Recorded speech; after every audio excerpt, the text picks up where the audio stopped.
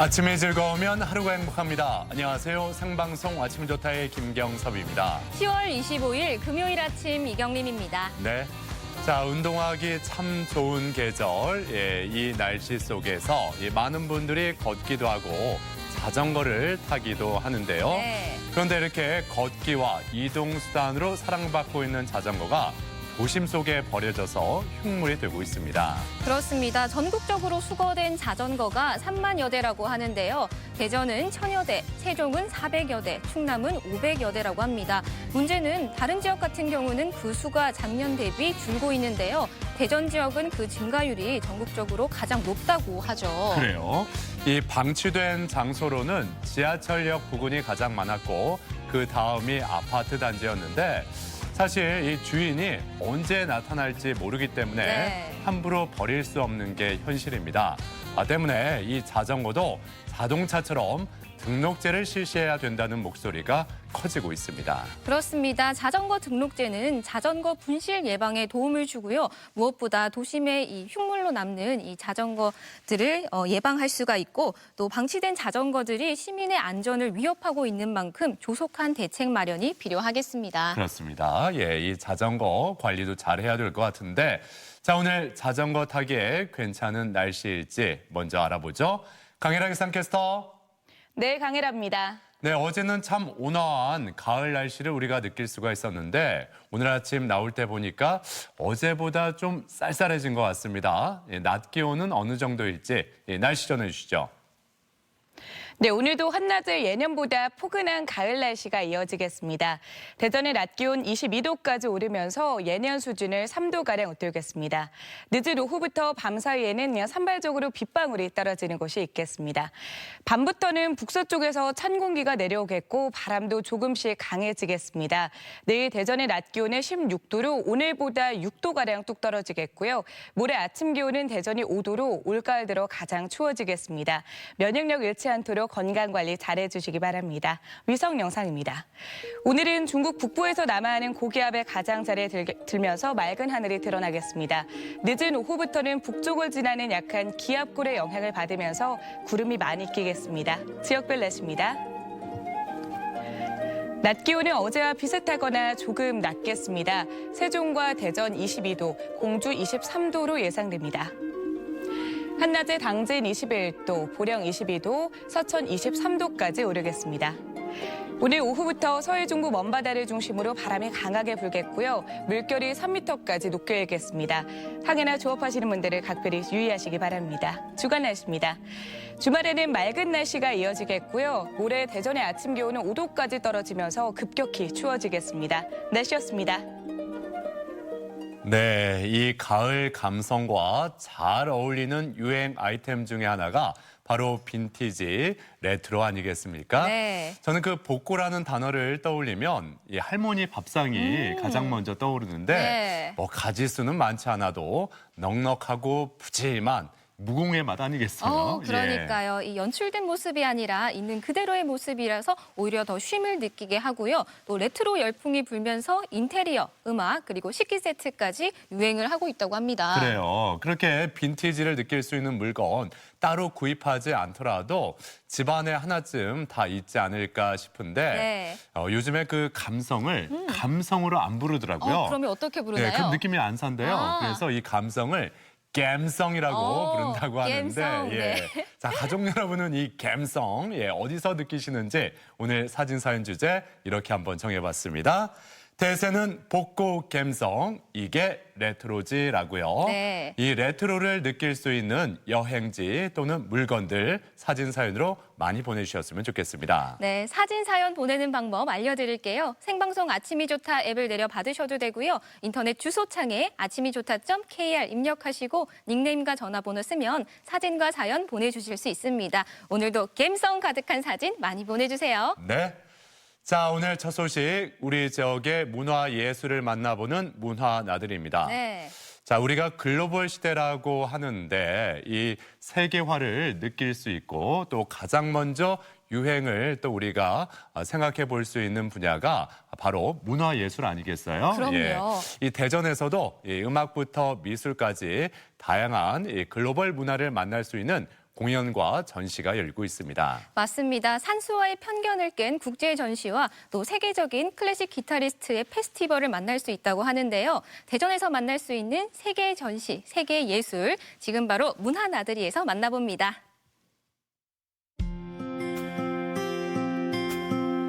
글로벌 시대는 곧 문화교류의 시대. 세계적인 아티스트들의 예술 향기가 대전에 스며든다. 이응노 미술관의 국제전시회와 대전 국제 기타 페스티벌을 통해 다양한 작가들의 작품과 연주자들의 음악까지 세계 예술을 대전에서 만나본다.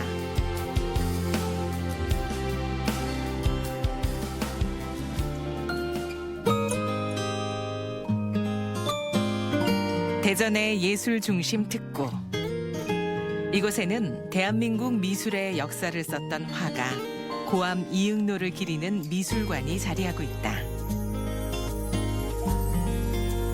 그리고 지금 그의 이름을 딴 이응노 미술관에서는 특별한 국제 전시인 산수, 억압된 자연을 마련해 연말까지 이어진다. 이번 전시는 이제 동양의 자연관에 대해서 살펴보는 전시인데요. 보통 우리는 이제 동양의 산수화가 어떤 자연의 이상향, 어떤 선비들의 고매한 정신을 이제 상징한다고 알고 있는데 그 내용들을 약간 비틀어서 이 산수가 인간의 어떤 인간 중심주의적인 시각에 의해서 왜곡되고 비틀어진 어떤 의미를 가지고 있는 것은 아닐까라는 이런 어떤 재미있는 생각에서 동양 자연관에 대해서 좀 비판적으로 새롭게 해석하는 전시를 기획하게 되었습니다. 군상 연작으로 대중에게 알려진 고암 이응노 화백. 그는 충남 홍성의 작은 마을을 벗삼아 어린 시절을 보냈기에 자연에 대한 독특한 메시지를 전하는 화가다. 이번 전시에 나온 산수화 두 점은 그 고암 선생이 1960년대 그 프랑스로 건너가기 이전에 산수화의 다양한 형식 실험을 했던 작품들이 나와 있고요. 누구보다도 다양한 산수 실험을 파격적으로 진행했던 작가입니다. 그래서 그러한 어떤 산수 실험들이 어떤 의미가 있는지 이번 전시에 되돌아보게 될 것입니다. 동양의 풍수지리는 인간의 욕망의 일부일 뿐임을 칼날처럼 묘사하는 오윤석 작가. 고전 산수화와 애니메이션을 결합한 독특한 작품을 보여주는 이인남 작가. 전통 산수를 디지털 픽셀로 해체한 장재록 작가. 그리고 여성의 관점에서 자연, 인간, 종교를 말하는 김지평 작가의 작품까지 그 구성이 이채롭다. 자연에 대해서 혹은 산수화에 대해서 새롭게 해석하는 작가들 혹은 그런 비판적인 접근이 보이는 작품들을 이제 저희가 연구하고 리서치를 해가지고 선정을 했고요. 이 작가들이 이제 보여주는 형식은 굉장히 다 다양하지만 그 메시지는 다 한결같습니다. 우리가 어떻게 자연을 억압하고 있는지 혹은 우리가 어떻게 자연 이외에도 뭐 여성이나 어떤 동물이나 혹은 우리와 다른 어떤 인종 이런 것들을 어떻게 차별하고 대하고 있는지를 이제 산수화라는 주제를 통해서 혹은 또 자연이라는 주제를 통해서 인간의 어떤 폭력과 차별의식 이런 것들을 이제 드러내려고 했고 중국의 작가 장위는 잉크로 만들어진 산수 이미지를 매달아 관람객에게 산수 체험의 과정을 선물한다. 또 철제 도구와 분재를 통해 억압된 자연을 여실히 드러내며 인간 중심의 자연관을 표현한 션샤오밍과 연환화로 자신의 유년 시절 일기를 보여주는 펑멍보 등 독특한 형식인 해외 작가의 작품도 만날 수 있다. 首先我很喜欢这个展览的这个主题，因为一直以来呢，这个主题是我一直思考的啊，因为关于艺术和人与自然的这个三者的关系啊，作为我探讨的一个出发点。因为我对这个展览的主题比较感兴趣，被压抑的自然，因为我拿来的这批作品就是要表达被控制的自然。这是一个连环画，然后题目叫《童年》，它是从我生下来一直到小学毕业这样一个真实的故事。 그리고 중국 현대미술의 대표 작가 중 한 명인 쉬빙의 작품도 만날 수 있다. 그는 멋진 산수 작품의 이면과 현대 사회의 불편한 감시와 시선을 폭로한다. 예, 이번 전시는 산소에 대한 이야기입니다. 산소에 대한 이야기는 곧 공간에 대한 체험 이야기이고요. 미술관에 오셔서 다양한 작품들을 통해서 새로운 체험과 공간 그리고 관점들을 느끼셨으면 좋겠습니다. 문화를 만들어가는 대전의 또 다른 장소. 이곳에서는 대전광역시와 대전문화재단이 주최하는 대형 국제 프로젝트 대전 국제 기타 페스티벌이 시작됐다. 대전 국제 기타 페스티벌은 2008년부터 시작하여 올해로 12회를 맞이하였습니다. 클래식 기타 부문에서 국내 유일의 문화체육관광부 장관상이 수여되는 국제 기타 콩쿠르를 비롯해 국내외 유명 기타 연주자들의 초청 공연과 세계 각국의 기타 장인들이 참여하는 수제 기타 전시회 등 다양한 프로그램을 통해 기타를 사랑하시는 많은 분들이 다채로운 행사와 풍성한 볼거리를 즐길 수 있는 대전을 대표하는 음악 축제입니다. 목요일에 시작해 주말까지 이어지는 풍성한 공연. 국제 페스티벌이라는 이름에 걸맞게 한국뿐 아니라 중국, 일본, 브라질, 칠레, 프랑스 등 다양한 나라의 뮤지션들을 대전에서 만나볼 수 있는 특별한 시간이다. 세계적인 클래식 기타리스트는 물론 대전을 중심으로 활동하는 대표적인 아티스트들도 참여한다. 기타 선율을 전하며 세계인과 공감하는 무대를 구성하고 있다.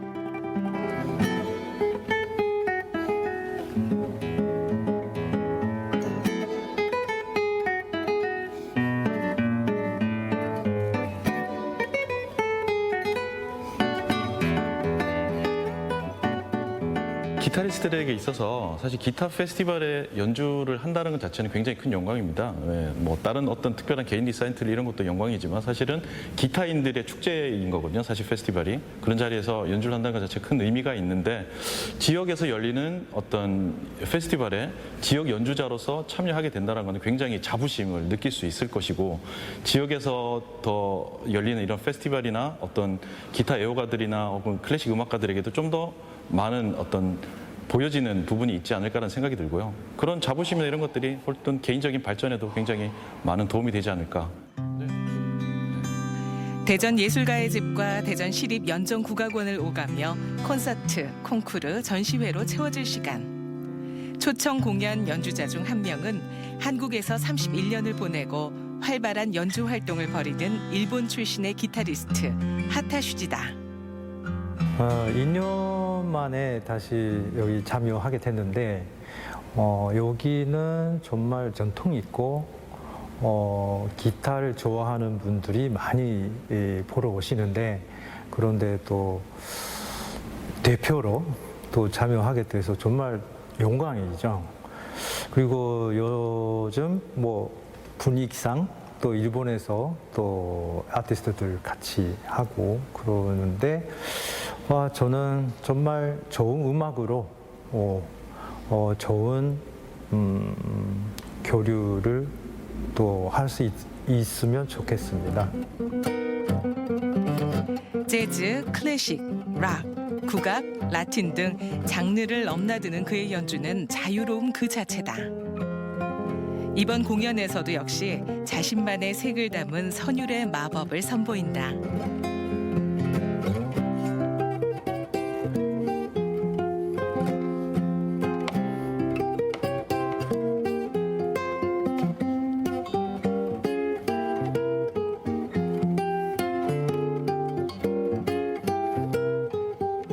전곡 자기 곡으로 하는 아티스트는 없습니다. 저만 그렇습니다. 올해 7월 달에 나온 뉴 앨범을 중심으로 연주를 하게 됐는데 일본 홋카이도의 이미지로 곡을 쓴 곡들입니다. 토요일 밤 메인 무대에 오르는 기타리스트 하타슈지와 재즈 피아니스트 김가온의 협연도 기대되는 연주다. 올해는 저희 대전 방문의 해와 한국과 브라질 수교 60주년을 맞이하여 브라질 대사관과 협력하여 이번 페스티벌을 준비하였습니다. 이번 대전 국제 기타 페스티벌에 방문하시는 모두가 클래식 기타가 선사하는 깊고 아름다운 선율을 마음껏 만끽하시기 바랍니다. 대전을 넘어 국제 문화의 흐름과 세계인의 예술 감성을 직접 느껴보는 기회. 대전의 예술과 문화는 그 어느 때보다 풍성하다. 산수의 역사를 담은 작품으로, 그리고 기타의 선율을 품은 공연으로 대전에서 펼쳐지는 세계의 예술. 그 의미 있는 전시와 공연 현장을 함께하면 어떨까?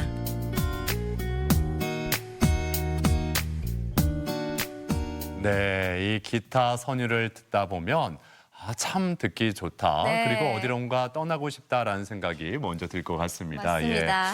이 브라질, 일본을 비롯해 세계 7개국 연주자들의 수준 높은 기타 연주를 만나볼 수가 있고 네. 또한 기타 장인들의 수제 기타 전시회도 열린다고 하니까 이 가을 감성을 더욱 느끼고 싶다 하는 분들 직접 발걸음을 옮겨보시는 것도 괜찮을 것 같습니다. 네, 어제부터 이번 주 일요일까지 진행이 된다고 하니까요. 꼭 한번 함께 해주시면 좋을 것 같고요. 저는 또 이육로 미술관에서 전시되는 그 전시들은 이 자연을 바라보는 이 작가의 다양한 해석을 만날 수 있는 좋은 기회가 될 것 같더라고요. 그래요, 예. 뭐 작가들의 독특한 전시뿐만 아니라 자연 국제 학술 대회도 열린다고 하는데 네. 이렇게 수채화에 대한 이 새로운 시도, 산수화에 대한 새로운 시도를 느껴보고 싶다 하는 분들 직접 가보시면 좋겠습니다. 이 전시 기간도 여유가 있어요. 네, 맞습니다. 넉넉하게 12월 22일까지 진행이 된다고 하니까요. 감성을 충전하는 시간 가져보시면 좋겠습니다. 네. 네, 자 그러면 이번에는 가을바람을 타고 레트로의 세계로 한번 떠나볼까요? 그래요. 오늘 사진 사연 주제도 이 네. 복고 감성 아니겠습니까? 이 감성이 그대로 녹아있는 추억 속으로 한번 떠나보겠습니다. 잠시 하던 일 멈추시고 전주로 시간여행 떠나보시죠. 만약 여러분은 추억 속에 있는 그때 그 시절로 돌아갈 수 있다면 언제로 가고 싶으신가요? You are the sunshine of my life. 작은 것 하나에도 신나게 웃던 아름다운 그 기억들을 다시 떠올리게 해주는 곳. 추억 속 레트로 여행. 지금 함께 떠나보시죠. 먼저 찾은 곳은 다방입니다. 아직도 다방이 남아있네요. 요즘 뉴트로가 대세잖아요. 오래됐다고 해서 알아봤는데. 되게 센스가 좋으신 것 같아요. 1952년에 지어진 이곳은 이제는 문화예술인들이 즐겨 찾는 사랑방으로 자리매김하고 있는데요. 다방하면 생각나는 쌍화탕은 변함이 없습니다. 따뜻하고 맛있어요. 오, 괜찮다. 커피만 생각했었는데 또 쌍화차가 되게 신선한 것 같아요. Hey baby. 여기 옆에 사진이랑 보니까 되게 오래된 곳인가 봐요. 여기가 65년 정도 됐대. 이상 된 거예요. 그 정도 된 거예요. 이제는 보기 힘든 그 시절 물건들이 옛 친구처럼 반갑게 느껴지는데요. 이거 대박. 제가 1000마리 접으려다가 항상 포기했던 것 같은데. 신기하다. 옛날 생각나요. 여러분이 선물하고 싶었던 종이학의 주인공은 누구였나요? 태연 씨, 그러면 합종이 접어서 누구 접으신 적 있으세요? 저는 받아본 적이 더 많은 것 같은데요. 대박. 그럼 우리 이거 먹고 또 어디 갈까요? 그럼 오늘 컨셉을 한번 뉴트로로 잡아보고 계획을 한번 짜볼까요? 이번엔 영화관입니다. 여기가 제가 준비한 뉴트로를 진하게 느낄 수 있는 그런 곳이거든요. 진짜 여기서부터 또 찐 뉴트로 냄새가 나는데 여기서부터? 한번 가볼까요? 어머. 이곳은 80년대 후반 시대상으로 만든 추억의 극장이라고 합니다. 지금은 볼 수 없는 옛 영화도 볼 수가 있습니다. 신기하죠? 지은 씨 어렸을 때 탔던 첫 차 기억나세요? 맨 처음에 탔던 첫 차요? 네, 어릴 때 집에서 있던 차. 글쎄, 유모차? 옛날에는 집에 이렇게 차 한 대만 있어도 되게 잘 사는 집이었거든요. 지금 이거 에어백이나 터질려나 모르겠네. 이게 클래식카라는 거죠? 이게 클래식카죠. 이거 뉴트로 냄새 아니야, 이거? 저도 한번 같이 맡아봐요. 신기해. 이거 만지면 가야 돼요. 죄송합니다. 구매는 못해도 인증샷은 찍을 수 있습니다. 또 이 사진을 자신의 SNS에 올리면 옛날 간식들도 맛볼 수 있다고 하네요.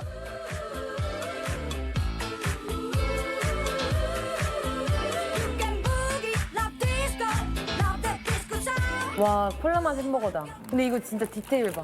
저 옛날에 이거 진짜 떼진다. 이거 떼 먹었었거든요. 이렇게 떼죠. 콜라 맛 햄버거 정말 추억의 간식이네요. 옛 소개팅에서 영화도 빠질 수가 없었죠. 추억의 간식과 함께하는 영화 감상. 아이고, 두 분 없던 썸도 생기겠어요?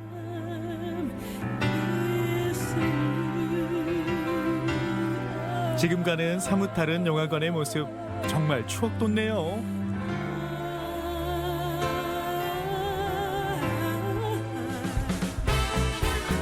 이번엔 좀 멀리 가봅니다. 1800년대 근대 시대로 떠나보시죠. 최근 시대극 드라마 덕분에 경성 의복들의 매력에 관심 갖는 분들 많은데요. 이곳에선 다양한 경성 의복들을 마음껏 입어볼 수가 있습니다. 지은 씨, 이 옷 한번 입어보실래요? 괜찮은데? 김태리보다 예쁠 것 같아요. 아, 진짜. 태연 씨 무슨? 진짜. 사장님 이 옷 하나 줘보세요. 이거. 어색했던 소개팅은 잊고 서로의 옷을 골라주고 있는 두 사람. 처음보다 많이 친해진 것 같죠? 뭐야? 되게 예쁘네요. 진짜요? 너무 멋있어요. 뭐야? 완전 이병헌 같아.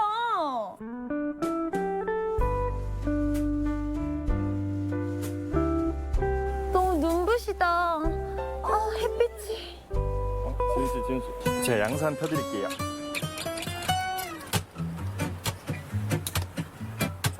이제 됐죠? 감사합니다.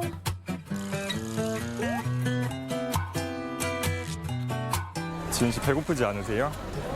사실 살짝 배고파요. 한옥마을까지 왔는데 길거리 음식 한번 먹어보고 갈래요? 그럴까요?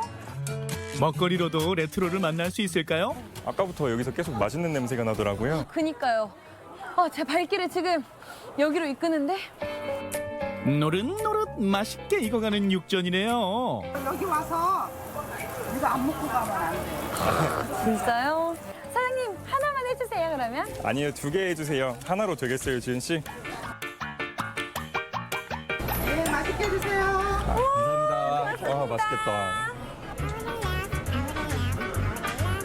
지은 씨 빨리 한번 먹어보세요.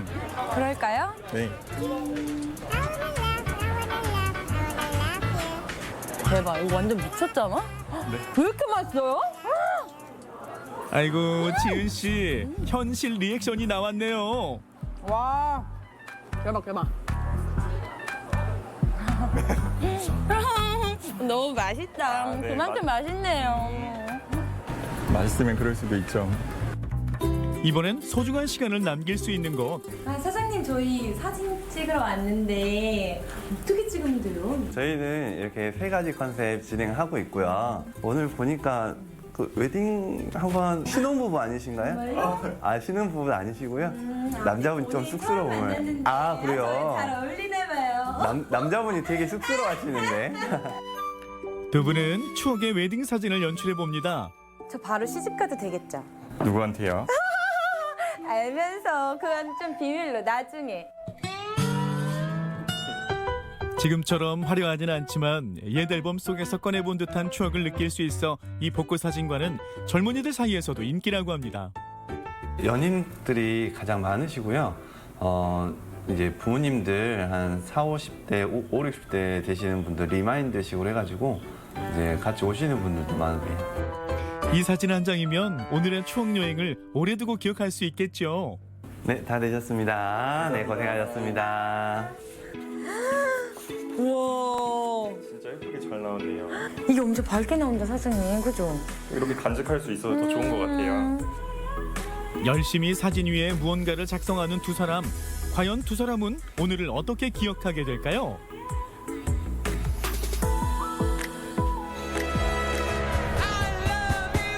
여러분의 추억 속에는 어떤 소중한 기억이 잠들어 있나요? 그 시절 감성을 떠올릴 수 있는 곳으로 올가을 떠나보는 건 어떨까요? 네, 이 짧은 영상 속에 첫 만남부터 네. 결혼까지의 과정이 쭉 담겨 있는데 뭐 우리 지역에도 저렇게 복고를 느낄 수 있는 곳이 많이 있잖아요. 네. 사진도 찍을 수 있고 아이들과 함께 가는 것도 좋겠지만 부모님 모시고 가면 부모님이 더 좋아하시지 않을까. 맞습니다. 저도 부모님과 함께 간 적이 있는데요. 제가 느끼는 감정과 또 다른 추억을 느끼시더라고요. 작은 여행이지만 다양한 기억을 만날 수 있는 소중한 시간이었습니다. 전주에서 온 소식 잘 봤습니다.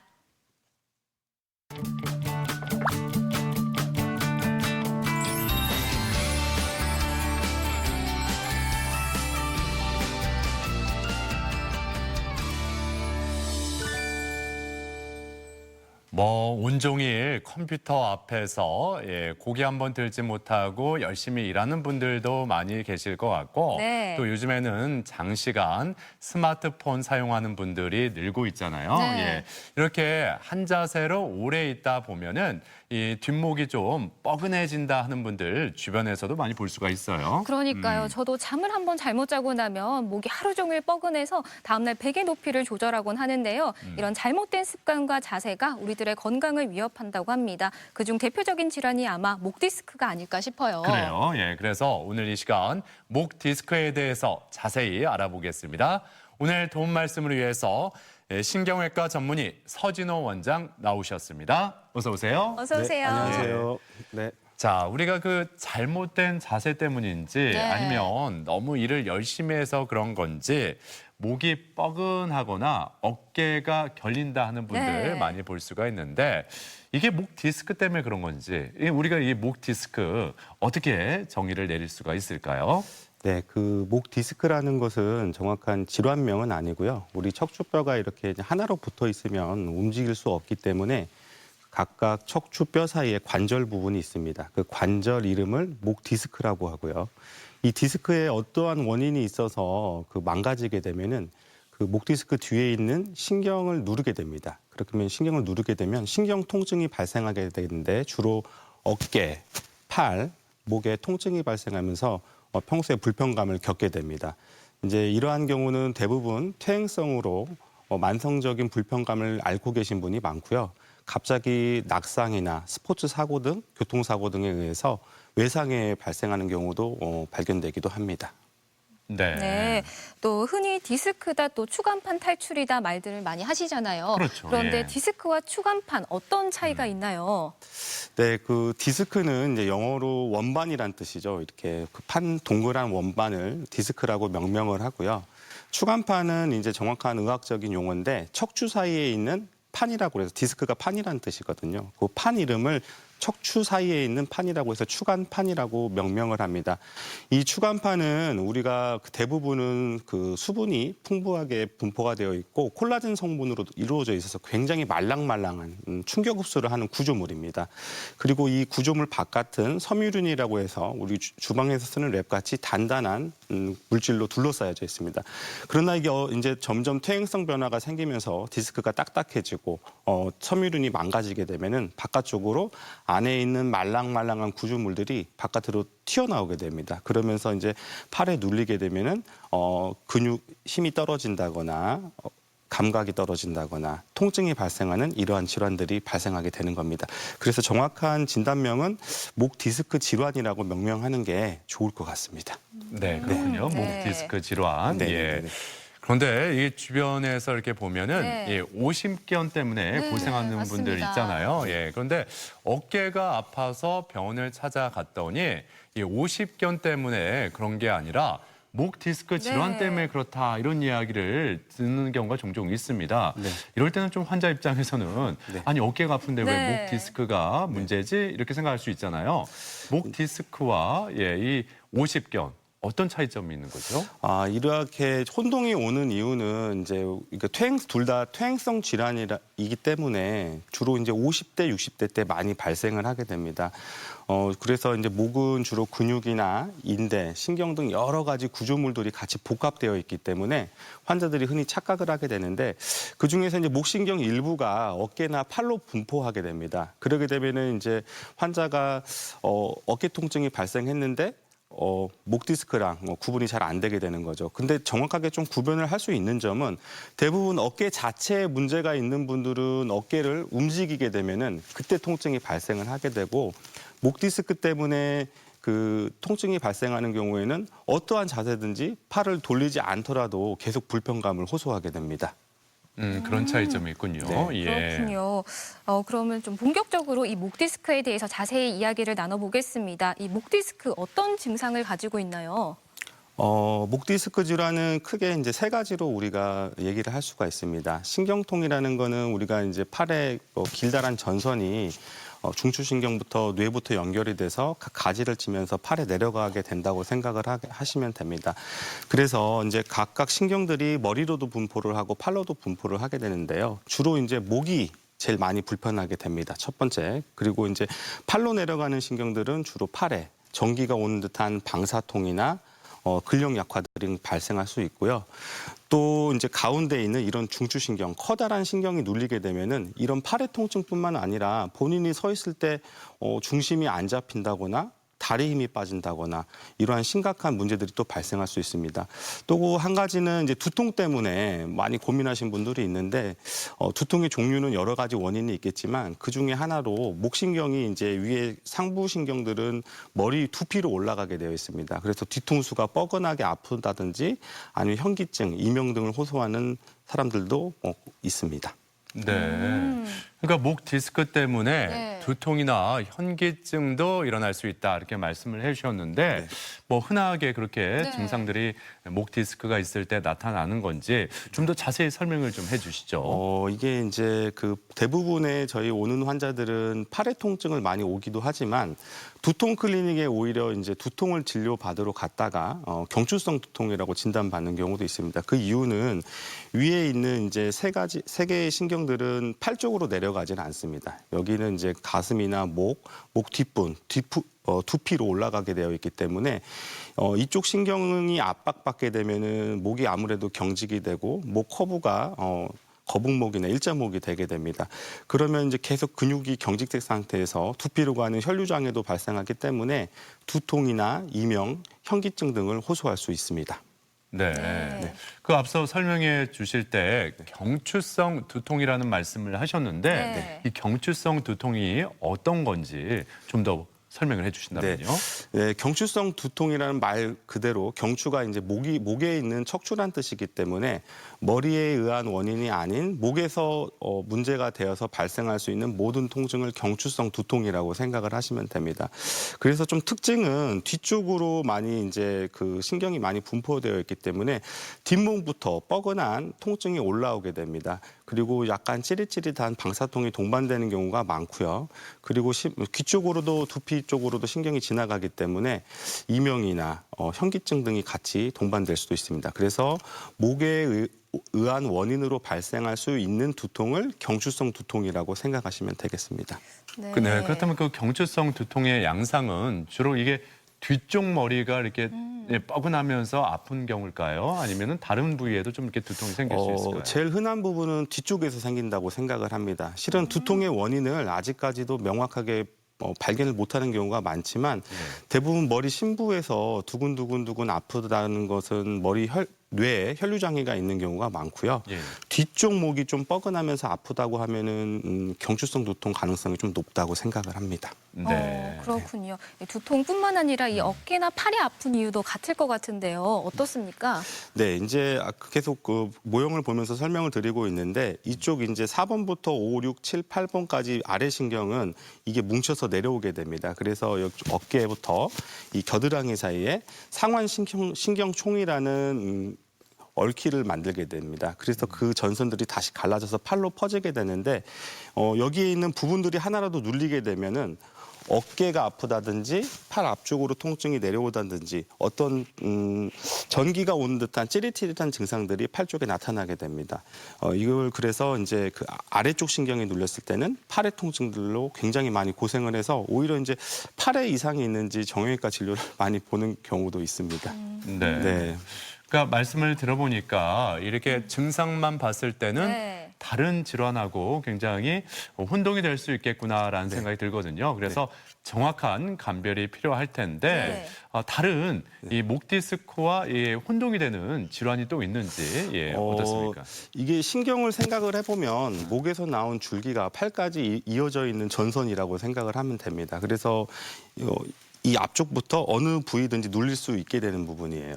그렇지만 이제 이게 눌리는 부분은 좀 정해져 있습니다. 예를 들면 팔꿈치 돌아가는 뼈가 튀어나온 부분에 여기 손상이 많이 돼서 이쪽에서 말초신경 질환이 생길 수도 있는 거고요. 좀 흔한 질환이긴 한데 이 손바닥 안에 정중신경이라고 해서 신경 덩어리가 또 하나 줄기가 하나 지나가게 됩니다. 주로 손으로 일을 많이 하시는 분들인데 이런 분들은 손바닥의 통증이 여기서 눌려서 발견되기도 합니다. 그렇지만은 대부분 팔에 전기가 오는 듯한 통증은 목 디스크 질환이 가장 흔한 경우입니다. 네. 그렇군요. 일단 아프시면 정확한 진단을 위해서 병원 방문을 해주셔야 될 것 같은데요. 그런데 이런 목 디스크 증상을 유발하는 원인이 아주 다양할 것 같은데 어떤 원인들이 있을까요? 목 디스크 질환은 가장 많은 이유는 퇴행성 질환입니다. 우리가 나이가 들면 60년, 50년 관절을 쓰다 보면은 디스크가 점점 딱딱해지고 망가지게 됩니다. 그렇게 되면은 뒤로 튀어나오게 되고 신경근을 압박하게 되는 퇴행성 원인이 가장 많은 원인이고요. 이 원인을 일으키는 이유는 올바른 자세로 이제 평소에 생활하지 못하고 우리가 이제 컴퓨터를 한다거나 그럴 때 또 직업적으로 뭐 천장에 전구를 자주 갈아 끼는 분들 이런 분들은 계속 목 구조에 영향을 받기 때문에 디스크가 조금씩 망가지게 됩니다. 이러한 상태에서 갑작스럽게 교통사고가 나거나 낙상을 입거나 운동을 하다 크게 다치게 되면은 그게 확 진행하게 되면서 통증이 급성으로 발생하게 됩니다. 네. 근데 그런 사고의 외상 때문이 아니라면 이렇게 목 디스크는 주로 우리 생활 속에서 잘못된 자세 때문에 생기는 거다. 많은 분들이 알고 계시거든요. 어떻습니까? 요즘에 이제 우리가 전자장비를 너무 많이 사용하게 되고 이제 컴퓨터를 많이 접하면서 생활을 하게 됩니다. 그래서 예를 들면 컴퓨터를 쓸 때 목을 이렇게 내밀고 쓰게 되거나 높이가 낮은 자세에서 이렇게 지속적으로 자판을 치게 됩니다. 그런 경우는 좀 높이를 높여서 눈높이에 맞춰서 우리가 이제 생활하는 게 좋을 것 같고요. 그리고 직업적으로 이렇게 이제 요리를 하시거나 천장에 이렇게 뭐 전선을 갈거나 전구로 가는 직업들도 목을 뒤로 제치고 많이 일을 하기 때문에 그런 것도 원인이 될 수가 있고 특히 운전하시는 분들도 많이 생길 수 있다고 생각하고 또 이제 목에 맞지 않는 자기 체형에 맞지 않는 베개를 베고 잤을 때 목이 많이 꺾여 있기 때문에 증상 발현이 될 수 있다고 생각을 합니다. 네, 많은 분들이 또 해당이 되실 것 같은데요. 그러니까요. 무엇보다 정확한 치료를 위해서 이 목 디스크 정확하게 판별을 해야 될 텐데요. 또 어떤 검사들이 이루어질까요?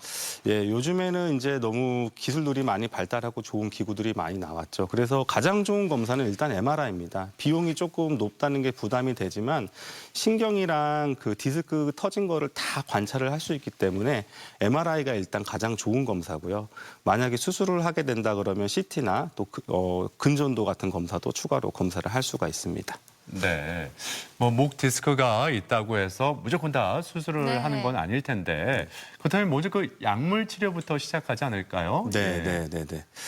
이게 튀어나와 있다고 해서 다 병이 되는 건 아닙니다. 이게 정상적인 우리 태화의 과정이기 때문에 어느 정도 다 망가지는 거는 모든 사람에게 일어나게 되는데 통증이 심하지 않다면 일단 복용하는 약부터 약물 치료 같은 보존적 치료를 진행을 하고요. 물리치료나 견인치료 등을 진행을 하고 통증이 조금 더 심하다고 하면은 목에 이제 신경주사 치료라는 치료를 합니다. 그 신경에다가 약을 뿌려서 통증을 완화해주는 치료를 하면 대부분 70~80%는 수술을 받지 않고 지냅니다. 그러나 이러한 치료를 했음에도 불구하고 통증이 호전되지 않는다면 그때 우리가 수술적 치료를 선택하게 됩니다. 그러니까 이렇게 보존적인 치료에도 불구하고 통증이 사라지지 않는다면 결국 수술까지 좀 생각을 해봐야 될 텐데 이 수술 적응증에 해당되는 환자 어떤 환자라고 볼 수 있을까요?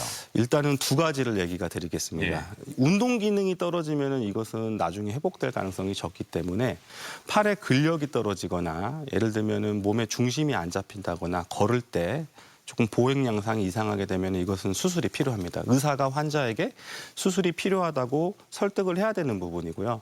두 번째는 통증이라는 건 굉장히 주관적인 것입니다. 어떤 사람들은 같은 디스크가 터졌을 때도 본인이 불편감이 없이 일상생활을 할 수 있다면 수술을 미뤄볼 수 있지만 내가 이것 때문에 잠도 자지 못하고 직장 생활도 하기 힘들고 사회생활도 하기 힘들다 그러면은 수술적 치료가 훨씬 더 그 사람의 삶의 질을 높이는데 좋은 영향을 끼칠 수가 있다고 생각을 합니다. 네, 네. 그렇군요. 근데 일단 수술이라고 하면 너무 무섭잖아요. 그럼요. 예. 네, 이런 디스크 수술 어떤 방법으로 수술을 하는지 소개 좀 부탁드립니다. 네, 수술이 이제 점점 발달을 하고 작게 수술을 하는 게 점점 추세입니다. 그래서 첫 번째로는 우리가 이제 앞쪽으로 구멍을 뚫어서 디스크 터진 것만 쏙 빼는 수술 방법도 있고요.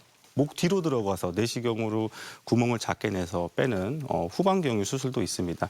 가장 많이 하는 수술은 목 앞에 한 3cm에서 5cm 정도 절개를 해서 디스크를 다 제거한 다음에 디스크 자체를 대체할 수 있는 인공 디스크를 넣거나 인공 뼈를 넣는 골유압술 등 수술 방법이 있다고 생각하시면 되겠습니다. 네, 좀 더 하나하나 좀 자세하게 설명을 해주시면 좋겠는데요. 네, 예. 일단은 전방경유 추간공 확장술은요 앞쪽으로 저렇게 구멍을 작게 뚫어서 할 수 있습니다. 양측인 경우에는 잘 하지 않고 한쪽에만 눌려 있을 때 구멍을 뚫어서 저렇게 작은 화살표가 되어 있는 작은 구멍을 통해서 디스크를 빼내는 방법입니다. 다음으로는 이제 후방경유 추간공 제거술이 있는데 요거는 이제 앞쪽이 아니라 뒤쪽으로 해서 디스크를 빼내는 방법이 있습니다. 그리고 이제 아까 말씀드린 대로 인공 디스크 추환술은 앞으로 좀 더 기구가 점점 발전할 테지만 목에 이제 운동성을 유지해주기 위해서 뼈가 아닌 인공 디스크를 삽입해서 그 디스크를 대체하는 물질들을 집어넣어주는 수술을 말합니다. 그리고 이제 우리가 제일 많이 하고 이제 여러 가지 많은 문제를 해결할 수 있는 골유압술인데요. 이것은 많은 부분에 이제 뼈를 제거를 하고 디스크를 제거할 수 있기 때문에 증상이 심한 분들한테는 이 수술이 적합하다고 생각이 됩니다. 그렇군요. 네. 예, 여러 가지 수술법이 있는데 그래도 환자 입장에서는 이 수술 굉장히 부담이 될 수밖에 없겠죠. 네. 예. 그러니까 가장 좋은 치료 방법은 예방이다라는 생각 맞습니다. 다시 한번 해보게 되는데 이 목 디스크를 예방할 수 있는 방법에 대해서 정리해 주시죠. 목은 실은 운동을 해서 근육을 만들기는 좀 쉽지 않은 부분이라고 생각을 합니다. 그래서 평소에 자세 교정이 가장 중요하다고 생각합니다.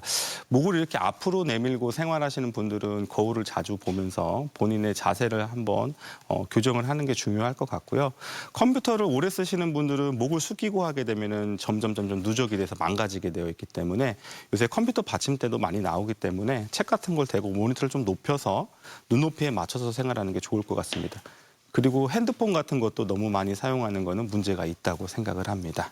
네. 아무튼 그 평소에 뭐 스트레칭이 참 중요할 것 같은데 우리가 보통 그 목 스트레칭 한다 하면은 그냥 목을 이렇게 한 바퀴 돌리고 반대 방향으로 돌리고 네. 이런 스트레칭을 그냥 하게 되는데 어떻게 이게 목 디스크를 예방하는 데 도움이 되는 스트레칭 간단한 방법이 있을까요? 네, 목을 이제 이렇게 풀어주는 동작들이 있는데 너무 이제 갑자기 돌리는 거는 좋지 않다고 생각합니다. 지긋하게 이제 반대쪽으로 이렇게 눌러서 목을 이렇게 반대쪽을 늘려주고 이쪽도 이렇게 6초간 유지를 해주고 뒤로 이제 눌러서 6초 동안 유지를 해주고 뒤에 깍지를 끼고 앞으로 6초 동안 눌러주면 목 근육이 많이 긴장된 게 풀리게 되고 이완이 된다고 생각을 합니다. 아, 오히려 돌리는 것보다 이런 스트레칭 방법이 더 도움이 된다는 말씀인데 네. 앞서 그 스마트폰 장시간 사용을 하거나 컴퓨터 사용할 때 목이 앞으로 쭉 이렇게 나오는 거북목이 되지 않도록 하는 게 중요하다 말씀하셨잖아요. 그다음 평소에 그 거북목이나 일자목을 갖고 계신 분들은 목 디스크가 있다고 봐야 되는 건가요? 어떻습니까? 꼭 그렇지는 않습니다. 사람 체형이 다 다르기 때문에 어떤 분들은 거북목 자체가 불편감이 없는 경우도 있습니다. 그렇지만은 우리가 이제 이상적인 커브는 C자형 커브를 많이 얘기를 합니다. 그렇지만 요즘 이제 학회에서는 꼭 요것을 C자목이 맞다고 생각을 하지는 않고요. 우리가 이제 꼬리뼈부터 목까지 연결을 했을 때 전신적인 사진을 찍었을 때 그 사람의 균형이 맞냐가 중요합니다. 하지만 장기적으로 이렇게 많이 이렇게 생활을 하게 되면은 점점 더 망가질 수 있는 확률은 높다고 생각을 합니다. 그렇지만 그 상태라고 해서 꼭 목 디스크 질환이 현재 갖고 있다고 생각하실 필요는 없다고 생각합니다. 그렇군요. 네. 네, 지금 건강톡톡 오늘은 목 디스크에 대해서 이야기를 나눠보고 있는데요. 이번 시간에는 시청자 여러분들의 질문을 풀어보는 시간 가져보도록 하겠습니다. 늘 퇴근하고 나면 목이 뻐근합니다. 하루 종일 메고 있는 넥타이와 목걸이형 신분증이 이 목 디스크를 유발할 수도 있다고 하는데 맞나요? 라고 질문을 주셨어요. 네, 그 이제 곰곰이 저도 생각을 해보면 이게 넥타이 자체의 무게나 그 신분증 무게가 목에 영향을 준다고 생각을 하지는 않습니다. 물론 핸드폰 같이 무거운 것을 걸고 있을 때는 좀 영향이 있다고 생각을 하는데요. 대신에 넥타이를 맸을 때, 목걸이를 맸을 때 이게 신경이 쓰이고 목이 좀 경직된 상태로 본인이 느낀다고 생각을 한다면 그것은 조금 목에 장기적으로 봤을 때 영향을 끼칠 수 있다고 생각합니다. 하지만 그 무게 자체가 목의 구조를 변형시킨다고 생각을 하지는 않습니다. 네. 이 질문에 대한 답변 듣다 보니까 갑자기 또 엉뚱한 생각이 좀 드는데 그 금목걸이 있잖아요. 그 순금. 좀 무게가 나가는. 무게가 나가는. 이거는 좀 영향이 있을까요? 아주 뭐 이렇게 뭐 TV에 나오는 레슬링 선수 같이 뭐 쇠사슬을 걸고 다니는 분들은 뭐 이렇게 문제가 되겠지만 그 정도 무게의 금을 걸고 다니지는 않기 때문에 목걸이 자체로 이렇게 문제가 될 것 같지는 않습니다. 네. 자, 다음 질문입니다. 그 목 디스크 진단을 받은 후에 우선 도수 치료를 했습니다. 혹시 나중에 목 디스크 수술을 하고 나면 재발이 되나요? 이렇게 질문하셨어요. 네, 아까 제가 전에 그 수술 방법을 여러 가지 설명을 드렸는데요. 아까 구멍을 뚫어서 디스크를 빼내는 분들은 증상은 많이 좋아지지만 나머지 디스크는 정상적인 디스크는 살려주는 수술입니다. 그렇기 때문에 나머지가 또 망가졌을 때 재발이 될 수 있는 거고요. 골유압술 같은 경우는 디스크를 다 제거했기 때문에 그 부분에 대해서 재발은 안 되지만 하나의 뼈를 고정시켰기 때문에 그 인접골이 더 힘을 많이 받게 됩니다. 그래서 10년 안에 그 위아래가 좀 무너질 수 있는 가능성이 높다고 생각을 하시면 됩니다. 또 앞서 그 스트레칭 동작 짧게 소개를 해주셨는데요. 혹시 또 목의 피로를 풀 수 있는 다른 동작이나 또 좋은 운동이 있다면 어떤 게 있을까요? 이제 아까는 이제 풀어주는 동작들을 얘기를 드렸는데요. 이제 뭐 평소에 이제 손쉽게 할 수 있는 거는 목에 이제 근육을 좀 늘려주는 동작이라고 생각을 하면 이거를 이제 볼을 이렇게 잡거나 해서 반대편으로 밀면은 이제 목 반대편 근육에 힘이 들어가게 되고요. 요것도 했을 때는 이제 미는 거죠. 서로 반대 방향으로. 그러면 이제 반대편 또 근육이 생기게 되고 아까 뒤쪽으로 앞으로 운동을 하는데 저는 이제 운동보다는 자세 교정이 훨씬 더 중요하다고 생각을 합니다. 바른 자세 평소에 중요하다 말씀을 해주셨습니다. 네, 알겠습니다. 네, 오늘은 목 디스크에 대해서 이야기를 나눠봤고요. 다음 이 시간에는 지방간에 대해서 이야기를 나눠보도록 하겠습니다. 궁금한 사항 있으신 분들은 게시판에 질문 남겨주시길 바랍니다. 네, 자 지금까지 도움 말씀의 신경외과 전문의 서진호 원장이었습니다. 오늘 자리에 함께해 주셔서 고맙습니다. 네, 감사합니다. 네, 계속해서 우리 지역 날씨 알아봅니다. 강혜라 기상캐스터. 네, 오늘도 예년보다 포근한 날씨 속에 활동하기 무난하겠습니다. 공기도 깨끗하겠고 하늘도 맑게 드러나겠는데요. 낮 기온은 대전이 22도까지 오르면서 예년 수준을 3도가량 웃돌겠습니다. 늦은 오후부터 밤 사이에는 산발적으로 빗방울이 떨어지는 곳이 있겠습니다. 밤부터는 북서쪽에서 찬 공기가 내려오겠고 바람도 조금씩 강해지겠는데요. 내일 대전의 낮 기온은 16도로 오늘보다 6도가량 떨어지겠고요. 모레 아침 기온은 대전이 5도로 올가을 들어 가장 추워지겠습니다. 면역력 잃지 않도록 건강관리 잘해주셔야겠습니다. 위성 영상입니다. 오늘은 중국 북부에서 남하하는 고기압의 가장자리에 들면서 맑은 하늘이 드러나겠습니다. 늦은 오후부터는 북쪽을 지나는 약한 기압골의 영향을 받으면서 구름이 많이 끼겠습니다. 지역별 날씨입니다. 낮 기온은 어제와 비슷하거나 조금 낮겠습니다. 세종과 대전 22도, 공주 23도로 예상됩니다. 한낮에 당진 21도, 보령 22도, 서천 23도까지 오르겠습니다. 바다의 물결은 서해 중부 먼바다에서 3m까지 높게 일겠고요. 바람도 강하게 불겠습니다. 항해나 조업하시는 분들은 각별히 유의하시기 바랍니다. 주간 날씨입니다. 주말에는 맑은 날씨가 이어지겠고요. 모레 대전의 아침 기온은 5도까지 떨어지면서 급격히 추워지겠습니다. 날씨였습니다. 생방송 아침 좋다는 항상 가족 여러분의 참여를 기다리고 있습니다.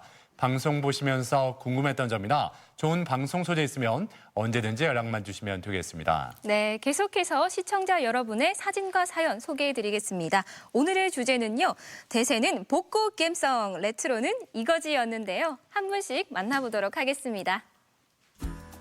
7077번님, 레트로 여행자 하면 쿠바 여행이죠. 도로 위를 달리는 자동차들 보면 시간 여행을 하는 기분입니다. 와, 쿠바. 이야, 자동차들이 멋진데요. 예, 와. 제 버킷리스트에도 이 쿠바 여행이 좀 들어가 있는데 네. 다녀오셨군요 벌써. 오. 예, 부럽습니다. 네, 4241번님. 아이들과 함께 떠난 추억 속 여행. 지우가 좋아하는 달고나도 맛보고 즐거운 시간이었습니다. 아우, 달고나. 달고나. 저 어렸을 때 그 모양대로 이렇게 네. 예, 잘 이렇게 해가지고 하나 더 그러니까요. 먹으려고 참 노력을 했었는데 뭐 손톱깎이 이용해서 막 이렇게 하기는 했는데 네. 잘 안 됐어요. 예, 쉽지 않더라고요. 맞습니다. 9928번님, 흰 고무신 아시나요? 예, 지금도 비 오는 날 공원 산책을 할 때 남편이 즐겨 신어서 와. 버리질 못합니다. 발도 편하고 기분도 좋아진다고 하네요. 고무신이요? 의상도 이렇게 딱 맞추셨네요. 그래요, 고무신에 와. 맞게. 개성 넘칩니다. 네. 좋습니다. 예.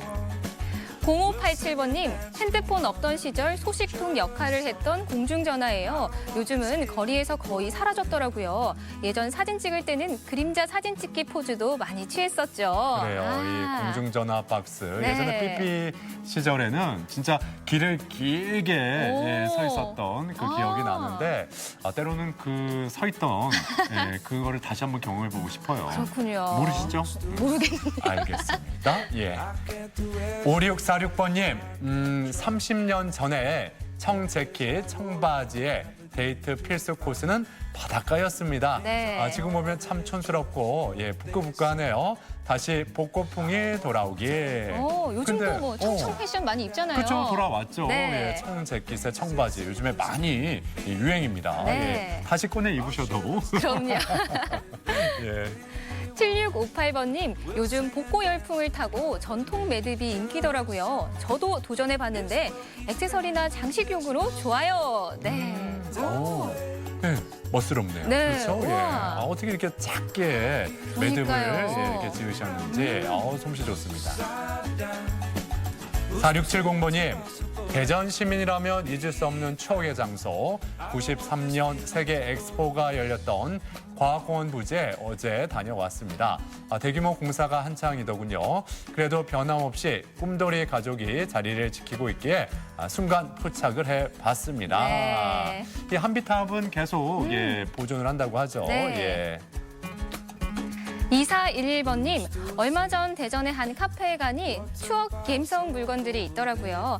태엽 감듯 채널 돌리던 TV, 또 손가락 집어넣어 하나하나 돌리던 전화기, 자개장 테이블까지 최고의 추억 여행이었어요. 네. 저도 이렇게 말씀드리고 싶지는 않은데 다 기억에 생생한 그런 물건들이에요. 예. 벌써 이렇게 세월이 많이 흘렀나요? 예, 아무튼 이런 복고 감성을 다시 한번 느껴볼 수 있는 그런 많은 것들이 있어서 또 추억 속에 잠길 수 있고 좋은 것 같습니다. 예. 자, 오늘도 이렇게 많은 가족 여러분이 사진 참여해 주셨는데요. 모든 분들께 감사드리고 그분들 가운데 세 분께 행운을 전해드리겠습니다. 네, 이어서 우리 지역 문화 행사 소식 전해드립니다. 제11회 세계 어울림 한마당이 내일 오전 10시부터 대전시청 보라매 공원에서 열립니다. 대전시립무용단이 펼치는 무용극 궁상은 31일과 1일 저녁 7시 30분 대전 예술의 전당 아트홀에서 만나실 수 있습니다.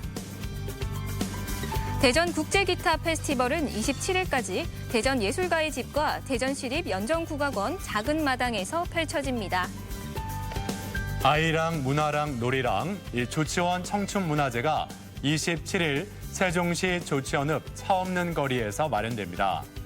뮤지컬 위대하게 은밀하게가 오늘과 내일 당진 문예의 전당 대공연장에서 이어지고 천안시 소년소녀 합창단 정기 연주회가 11월 2일 오후 5시 천안시민문화여성회관에서 펼쳐집니다. 우리 지역의 문화행사, 축제와 함께 즐거운 시간 보내셨으면 좋겠습니다. 네, 안면도 최남단 태안 만수동 마을. 바다를 품은 만수동은 일몰때가 되면 마을이 물로 꽉 찬 듯이 보인다는데요. 전국 최초로 마을 연금 제도까지 실시하면서 마을 주민 모두가 잘 사는 공동체를 만들어가고 있습니다. 상생이라는 단어가 잘 어울리는 태안 만수동 마을로 월요일 마을 탐구 생활 떠나볼게요. 네, 앞서 화면이 잠깐 고르지 못했었습니다. 네. 이 점 양해해 주셨으면 좋겠습니다. 자, 앞서 그 날씨 소식 들어보니까 이번 주말 특히 모레 네. 올가을 들어 가장 추울 거라고 하잖아요. 생각해 보니까 우리가 어영부영 아무 생각 없이 지내다가는 갑자기 이렇게 겨울을 만날 수 그러니까요. 있겠다라는 생각도 들었습니다. 자, 이 가을이 다 가기 전에 주말 이용해서 가을이 주는 선물 많이 느껴보셨으면 좋겠습니다. 네. 자, 행복하고 즐거운 주말과 휴일 보내시기 바랍니다. 저희는 다음 주 월요일 아침 8시 30분에 인사드리죠. 함께해 주신 여러분 고맙습니다.